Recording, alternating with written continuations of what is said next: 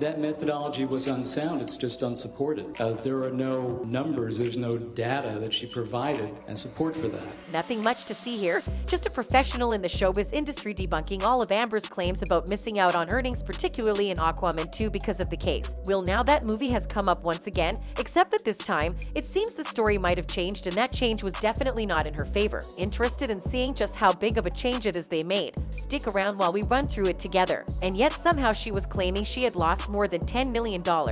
Well, it seems her losses have only just begun, as news update from the DC Universe has just unveiled a new storyline for the upcoming Aquaman movie. And it seems this might just be the point that she completely gets cut out of the movie. Recently, lead star of the Aquaman sequel, Jason Momoa, has spoken up in an interview about how the film will feature some real-world problems to be discussed. And speaking of real-world problems, Amber Heard seems to be one of its biggest problems at the moment. And I'll tell you why. You see, way back when the trial was on, Amber made a lot of fuss about losing in Aquaman 2.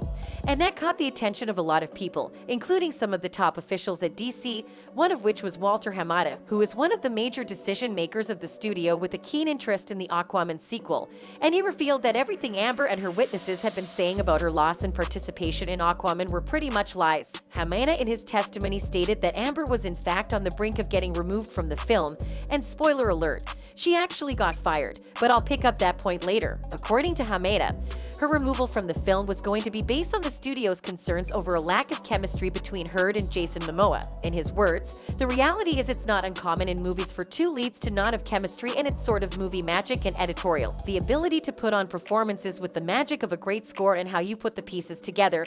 You can fabricate that chemistry. At the end of the day, when you watch the movie, it looks like they have great chemistry. But I just know that through the course of post-production, it took a lot of effort to get there. Sometimes you just put characters together on the screen and they work. It's like what makes a movie star a movie star. You know it when you see it. The chemistry wasn't there. This one was more difficult because of the lack of chemistry between the two. But you see, Hamada's confession was only where it began, a couple of days ago.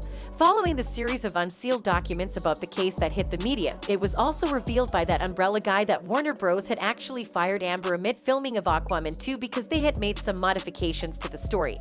And she didn't seem to be an important part of it anymore, but ultimately she was rehired, but with the clause that she wouldn't be able to renegotiate her contract or get bonuses or anything of the sort, which she gladly obliged to, thus explaining why she was attaching her loss to the Waldman statement, when it was pretty much already established in her contract. But there has actually been a negative side to her exposure as an assaulter that is related to the film. In this age and time, it's not very common to see men that have fought against assault accusations from an assaulter and have come out on top. But Johnny did that, and in the process exposed Amber for what she truly is, which has now affected her career and everything attached to her. And this very reason is why DC hasn't been particularly public about projects with her in it, namely Aquaman 2. In fact, things are so radioactive with her that they didn't even show off anything related to her in the film at Comic-Con, which is an event where all characters, especially the ones in upcoming movies, are displayed to the world.